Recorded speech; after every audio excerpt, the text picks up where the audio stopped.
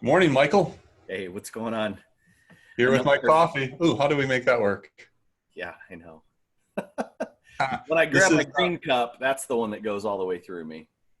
Right? Isn't whoa, that wild? that's pretty cool, dude. Oh, because you've got a green screen behind you, right? Yeah. We I'm should, not at the lake. and I'm not sitting in a bunch of coffee beans. This is actually Coffee Talk, something that you and I have been doing since COVID-19 happened, right? I mean, kind of like, Yeah, 9 weeks. You are the reason I get up every morning, Mike. oh, thank you. I start my day. Thank you.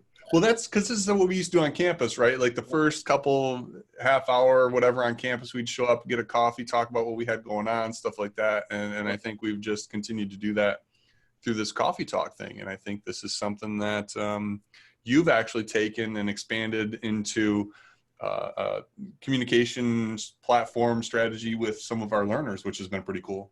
Yeah, I mean, 9 weeks ago, I knew what, teleconferencing was and, meetings to go and things like that. I probably heard of Zoom. I'm by no means an expert, but it's been a crash course for everybody. And yeah, we've kind of taken this whole element of us having a routine, staying connected, having some sort of normalcy. And out of that came a program that we've been running for, I don't know, probably 7 weeks at this point, 6, 7 weeks, called Campus Conversations. It kind of started out as a town hall sort of thing, but we loosened it up, made it a little bit more relaxed, and it's pretty cool because students will zoom in at 6 o'clock on Monday nights and just kind of say what's on their mind, ask questions about things that concern themselves academically, about campus hours, and hey, do I need this, and how is this going to operate? And so it's been a really cool tool for us to stay connected. And we, I know you're on. We have a couple other folks from campus that are on to kind of fill in where I don't know. But I host that event. It's a half hour. We just had our first summer edition for all of our summer students a couple weeks before Nice. the 8-week class starts, and we got a lot of good questions and feedback, and we're able to give students live direction on what they need to be doing over the next week and a half before the semester starts. So it's been very well received, and it's a lot of fun just to kind of stay connected. So And you hosting that is why I pegged you to be a help out as a host with this yeah, Ohio Leads Virtual Summit that we're doing, right? yeah, Twofold, that's right? going to be a really cool event. I'm looking forward. I think I'm scheduled on the 4th to actually be part of a presentation, but I'll also be kind of hosting and introducing guests and different parts of the event over those 4 days, helping you out and the rest of the team that's planning that. So, yeah, because I talk kind of for a living, I guess. I suppose I'm a good person to tap into. So I don't mind. Yeah.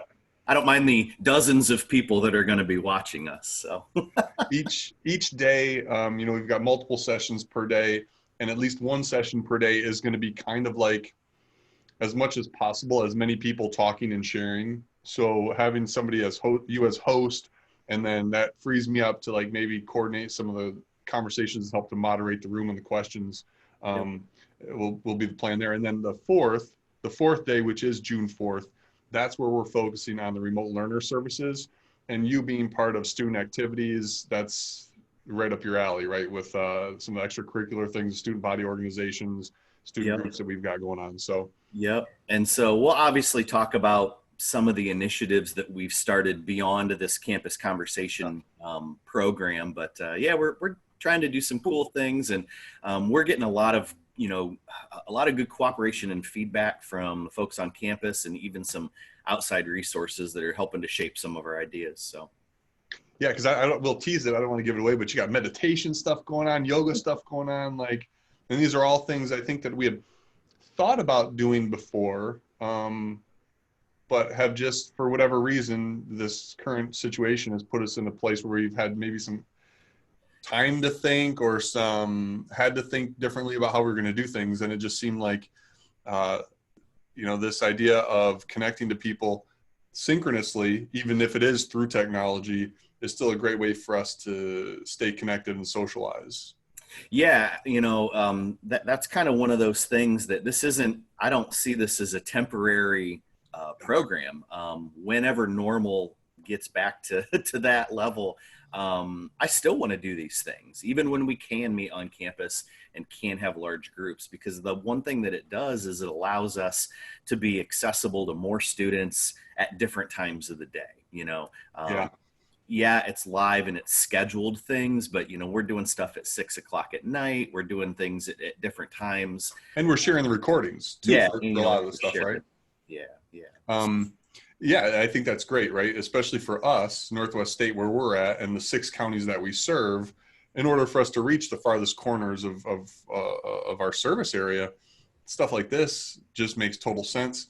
When we're dealing with a population of non-traditional students, working people, people who are working, people with families, like us doing these type of things, recording them, sharing them after the fact, just I think allows us all to be a little bit more connected and know what's going on and what the opportunities are. For sure, for sure. Well, and the thing that I've kind of noticed, especially with this last summer version of the campus conversations, when I emailed the invite out to our students, I had 3 students respond saying, "Hey, I can't make it, but I'd love to see it, or how can I get involved in the information?"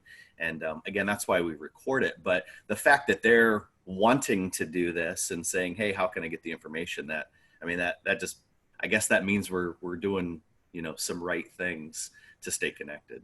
100%, 100%. So, and I think that's the whole point of the summit is just to share, hey, here's some things that we did. Guess what? I've made some mistakes over the last 9 weeks. Yeah. I've screwed some technology up. We've had to react minutes before shows started because, something wasn't working right.